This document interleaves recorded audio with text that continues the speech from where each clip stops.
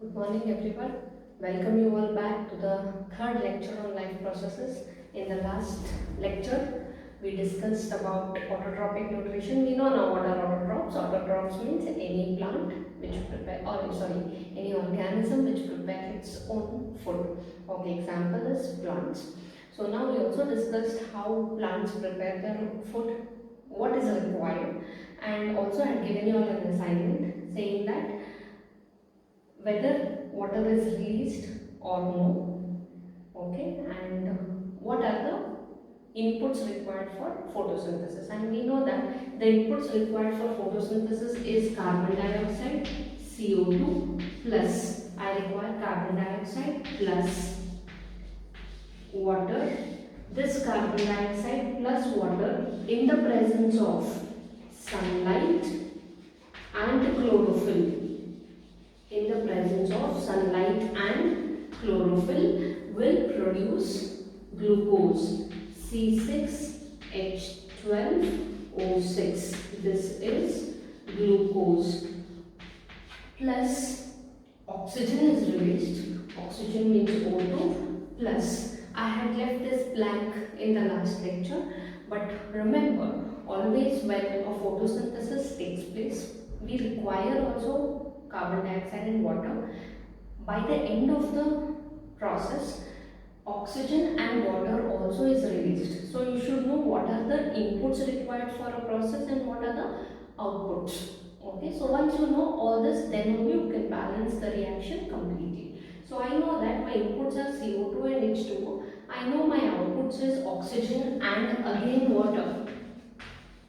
Okay, water is released. Now you must have seen in summer season plants will require more water. That water is gone out because of evaporation, and that evaporation takes place from stem, it takes place from leaves, it takes place from everywhere, right? So water will be going out and it is required for the water to go in also in the process and water to go out also. So my reaction should have carbon dioxide and water to the left hand side, oxygen and water and glucose to the right hand side. Now I will balance my equation. Again, we know there are 6 compounds of carbon over here, so I'll add a 6 compound of carbon, and then I have 6 compounds of oxygen, but here I have 6 2s are 12 compounds of oxygen, and 12 compounds of oxygen, but here also I have to add 12 because I have oxygen here, I have oxygen here, so I have 6 compounds of oxygen.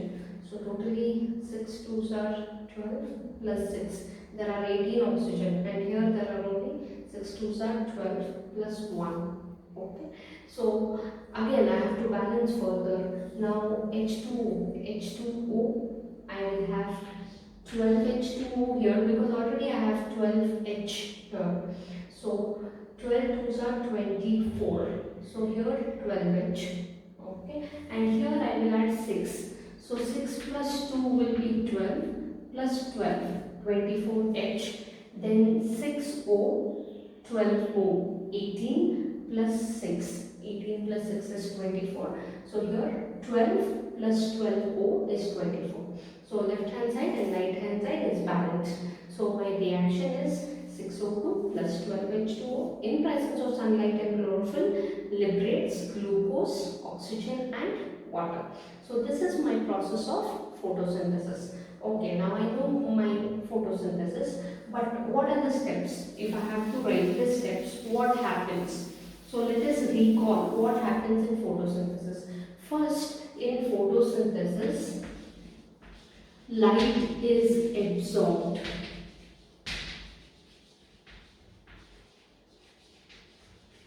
Because you know sunlight is required. So first step in photosynthesis is that sunlight is absorbed by the plants. That is the first thing. Okay, now what happens with the sunlight? After the sunlight is absorbed, this sunlight or I can say light energy gets converted to chemical energy. Light energy gets converted to chemical energy. and then there are breaking down of molecules taking place.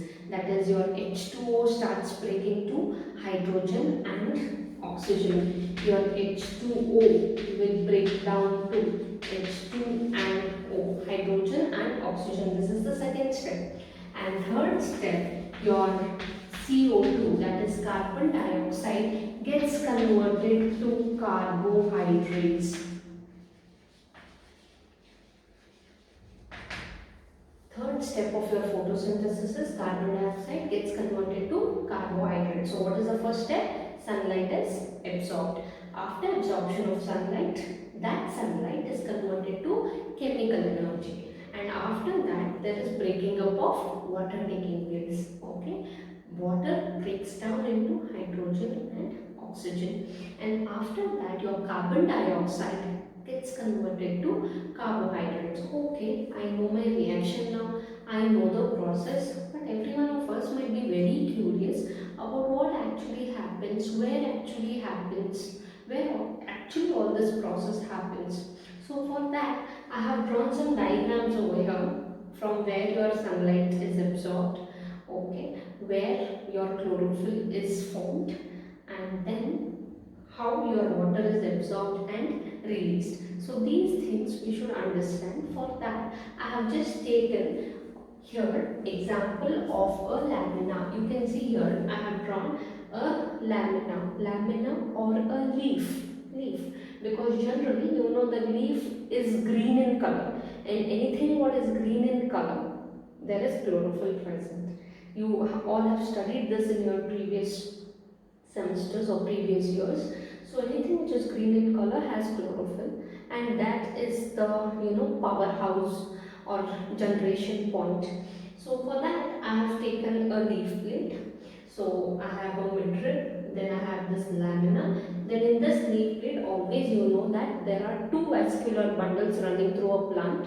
That is, one is phloem and one is xylem. Xylem conducts water, whereas phloem conducts organic substances. Okay, so xylem conducts water, phloem conducts organic substances. So once you know this is your leaf plate. Now going into much deeper, if you cut this leaf plate and see it into a microscope, how it looks.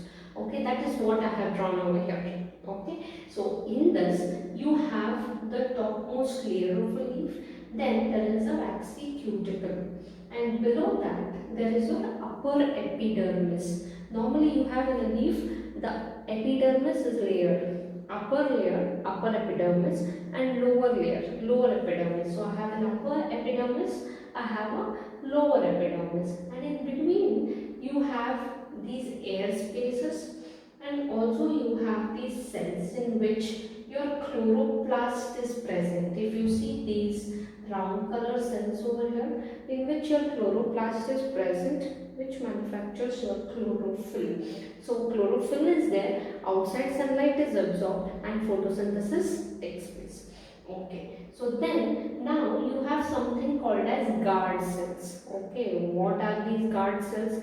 These guard cells are very important for intake of water and carbon dioxide, and leaving of water and oxygen. Okay, now what are the use of this guard cells? Now guard, I said this is the microscopic view of a lamina or of a leaf. So whenever you see a leaf, I have enlarged this guard cells.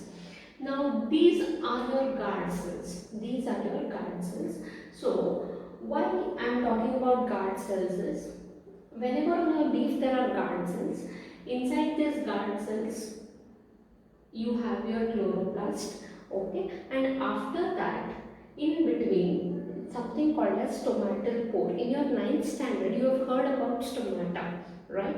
So here we have called as stomatal pore. Now what these guard cells will do is, these are the cells, whenever it wants to take in something, it will enlarge like this. It will enlarge like this, okay? So after it takes in water or carbon dioxide, it again contracts. So what is the use of guard cell?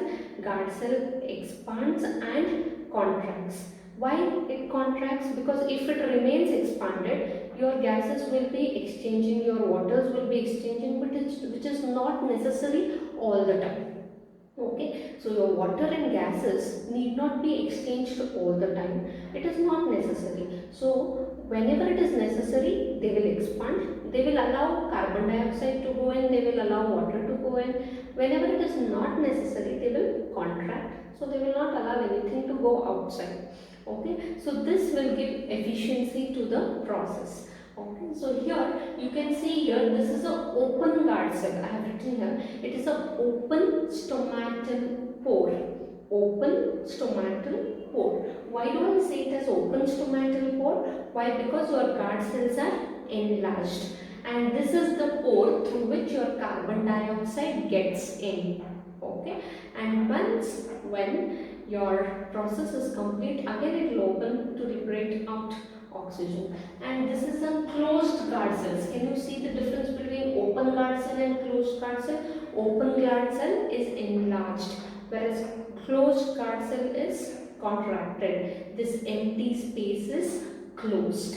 Okay, so I have a open guard cell and I have a closed guard cell. Okay, so I know now entirely what happens in a plant. What happens? In short, we will brush up. Okay, first light is absorbed. Once light is absorbed, chlorophyll is prepared in the leaves, right? That chlorophyll and life, carbon dioxide is taken by this stomatal pore. Okay, carbon dioxide is taken by the stomatal pore. Xylem has conducted water, so carbon dioxide is there, water is there, sunlight has come in, chlorophyll is there, process takes place, glucose comes out, O2 is released and H2O is released again, which goes out of this stomatal pore. So all in all, first light energy is absorbed. After that, light energy is converted to chemical energy. Then there is splitting up of water molecules, and after that, last carbon dioxide gets converted to carbohydrates. So this is the entire process of photosynthesis. Now, okay, let us understand much in detail. Only this is necessary, or are there any other raw materials which are required for the growth of plants? Okay, so now you know that carbon dioxide is required, water is required, chlorophyll is required, sunlight is required, but is this sufficient? Think. Now normally you have seen, farmers grow so many crops. You must have studied this also in your 8th standard, crop management, right? Farmers grow crops, but sometimes some insects come and spoil all the crops. They spray some insecticides, they say, and also sometimes the crop does not come, or yield does not come so good. For that they put fertilizers. So if a plant or if a tree has to grow very nicely, it requires fertilizers also. Now I don't say that they are artificial fertilizers, there are some natural fertilizers also, or we call it as manure, which comes from the soil. Okay, so some other raw materials for the growth of plants which are required are your NPK, nitrogen, phosphorus, potassium, whereas nitrogen and phosphorus is present in the soil and in the air. Nitrogen is there present in the air, so that nitrogen also is required for a better growth of plants. So apart from water, apart from sunlight, apart from carbon dioxide, we require nitrogen, we require phosphorus, and we require water also. There are two kinds of water. One water which is sucked in from the soil, and second water which is taken in and closed, sucked in from the soil and taken out from the leaves or the stomatal pores. The stomatal pore is mainly to take in carbon dioxide. Okay.